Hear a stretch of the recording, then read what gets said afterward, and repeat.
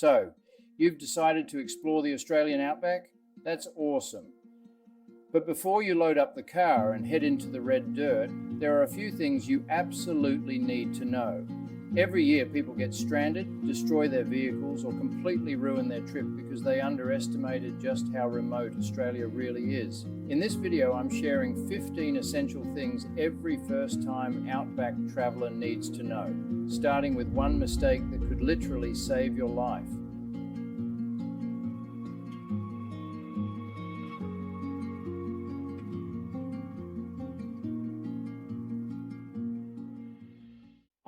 I'm John. If you're new here, welcome. This video is all about helping you explore Australia's incredible outback with confidence. Whether you're planning a weekend escape or the lap of Australia, this guide is packed with practical tips that will save you money, stress, and maybe even your vehicle. The biggest mistake first-time travellers make is assuming they can drive across Australia in a couple of days. You can't. Australia is almost the same size as mainland USA, and once you leave the coast, towns become few and far between. For example, Cairns to Darwin is around 2,800 kilometres. Adelaide to Alice Springs, over 1,500 kilometres. Perth to Broome, more than 2,200 kilometres. So don't cram your itinerary. The Outback isn't somewhere you rush, it's somewhere you experience. This catches nearly everyone out. In the cities, you're never far from a petrol station. In the Outback, you could drive hundreds of kilometres without seeing one. Never pass fuel if you're below half a tank. It sounds excessive, until the next servo is closed, or has run out of fuel, or is 250 kilometres further than you expected. I've met travellers carrying thousands of dollars worth of camping gear who nearly got stranded because they didn't top up. Quick question. Would you drive 300 kilometres without phone reception? Because you're about to. One of the biggest shocks for first-time visitors, mobile reception disappears surprisingly quickly. Once you're outside major towns, don't expect Google Maps or social media. Download offline maps before you leave. Apps like Emma Maps or Google Maps offline can make all the difference. And if you're traveling into really remote areas, consider hiring or buying a satellite communicator. Hopefully you'll never need it, but if something goes wrong, you'll be very glad you had one. You can survive days without food. You cannot survive long without water. The Australian Outback is incredibly dry. Even in winter, dehydration sneaks up on you. I recommend carrying far more water than you think you'll need. We always travel with multiple water containers instead of one big tank. Why? Because if one leaks, you haven't lost everything. I once spoke to another traveller who developed a leak in their main water tank hundreds of kilometres from the nearest town. Luckily, they had several smaller containers stored separately. That backup water completely changed the situation from a major emergency into a manageable inconvenience. Here's a secret that surprises a lot of first-time travellers. It isn't usually the vehicle that lets people down, it's the tyres. Many people think they need the most expensive four-wheel drive on the market. In reality, a well-maintained vehicle with good tyres is often far more important. And here's something that beginners often don't know. When you're driving on long gravel roads or corrugations, lowering your tyre pressures within your vehicle manufacturers and tyre manufacturers' recommended off-road guidelines, this can improve comfort and reduce the risk of tyre damage. Before changing tyre pressures, make sure you understand the correct pressures of your vehicle, load, and the road conditions. If you're unsure, get advice before your trip. And whatever you're driving, know how to change a tyre before you leave home. You don't want your first puncture to be on the side of the Birdsville track in 40-degree heat. Quick quiz. How many spare tyres are enough? If you're travelling well off the beaten track, many experienced Outback travellers carry 2. Australia's wildlife is one of the best parts of an Outback trip, but it can also be one of the biggest hazards. Kangaroos, emus, cattle, camels, even wild horses in some regions. They don't read road signs. Animals are most active around sunrise, sunset, and throughout the night. If an animal suddenly jumps in front of you, your safest option is usually to brake firmly while maintaining control of the vehicle. Swerving sharply can cause you to lose control or roll your vehicle. I've seen roads that looked completely empty. Then, around one bend, there were 20 cattle standing right across both lanes. Out here, you always expect the unexpected. If you've never seen a road train before, prepare to be impressed. Some road trains are over 50 metres long. That is longer than an Olympic swimming pool. With a length up to 53.5 metres where permitted, when one approaches, stay calm. Slow slightly if needed, keep as far left as it is safe to do so, and expect a blast of wind as it passes. If you're overtaking a road train, only do so when it is completely safe and legal. You'll need much more distance than you think. And if you can't see around it, don't even think about it. Would you drive after dark in the outback? Most experienced travellers avoid it whenever possible. This is probably the easiest tip in the entire video and one of the most important.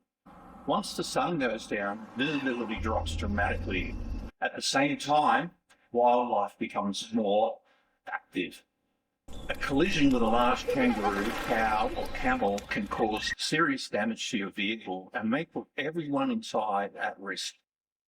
So instead of pushing for another couple of hours, find a campsite, watch the sunset, cook dinner and start fresh the next morning. And here's a bonus tip. If you're running late, don't let your itinerary pressure you into driving after dark.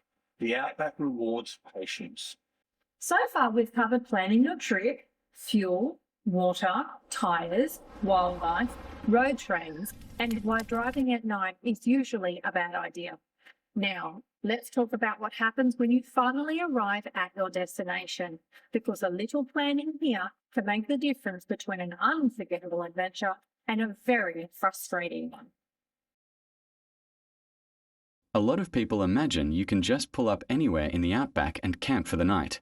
Sometimes you can, but often you can't. There are several different types of camping you'll come across. Free camps, low-cost council camps, national park campgrounds, station stays, and caravan parks. Some need to be booked weeks or even months in advance, especially during the dry season. So before you leave home, research where you'll be staying instead of assuming there'll always be a spot available. This is one beginners often don't discover until it's too late. Some roads, parks and remote areas require permits before you enter. That can include Aboriginal land, conservation areas and some iconic outback traps. If you simply follow your GPS without checking, you could end up somewhere you're not legally allowed to be. Spend 10 minutes researching your route before you leave. It can save you hours of backtracking later. Would you pack fresh fruit for a 3,000-kilometre road trip? Believe it or not, that could become a problem.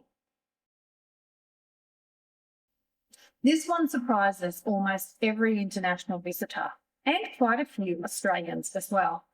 As you travel around Australia, you may come across quarantine checkpoints where certain fruit, vegetables, honey, plants, and other agricultural products aren't allowed across state or regional borders.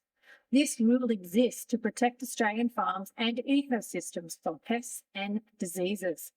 I've watched travellers empty half their SC before crossing a quarantine checkpoint because they didn't realise that these restrictions existed. A quick check beforehand would have saved them wasting perfectly good food. If your entire trip depends on one phone, you're taking a huge risk.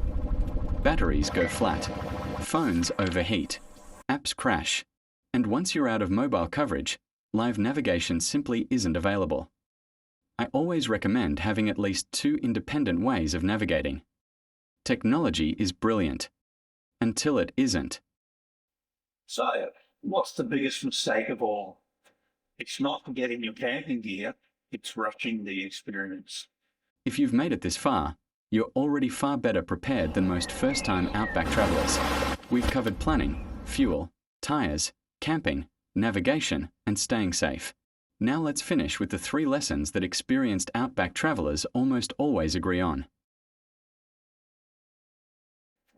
The Australian Outback isn't the same place all year round. When you travel, it can completely change your experience. In much of Northern Australia, there are 2 main seasons, the dry season and the wet season. During the wet season, roads can close, river crossings become impassable, and some national parks are completely inaccessible. Southern and Central Australia have different challenges too. Summer temperatures can regularly climb above 40 degrees Celsius, making some simple activities exhausting. So before you lock in your itinerary, research the climate of every region you'll be visiting, not just your starting point. One simple habit can make locals instantly respect you. The Outback isn't just a destination. It's home to thousands of people and countless unique ecosystems. Support local businesses whenever you can. Buy fuel. Grab lunch from the local bakery. Stay at local campgrounds. Every dollar helps keep these remote communities thriving.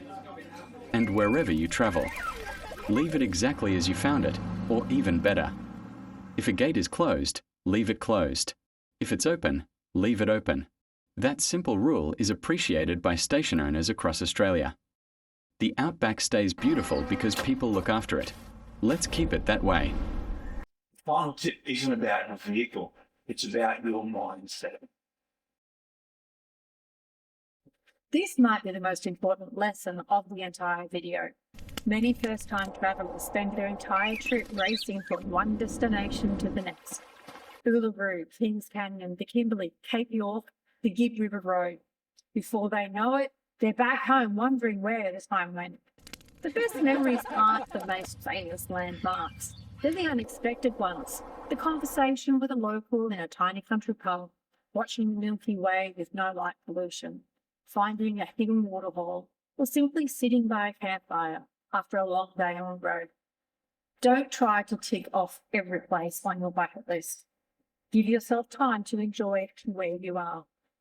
So let's quickly recap the 15 things you need to know before your first Outback adventure. The Australian Outback is one of the most incredible places on Earth. It's vast, it's beautiful, it's challenging, and it'll reward you with experiences you'll never forget. But the best adventures always start with good preparation. If you found this guide helpful, give the video a thumbs up. It really helps the channel reach more people planning their own Outback adventure. And if you're dreaming of exploring Australia, hit that subscribe button because we've got plenty more videos on Outback travel, camping, road trips, hidden gems, and practical tips to help you travel with confidence. We would love to hear from you. What's the #1 place in the Australian Outback that's on your bucket list? Let us know in the comments below. Thanks for watching. Travel safe, and we'll see you on the next adventure.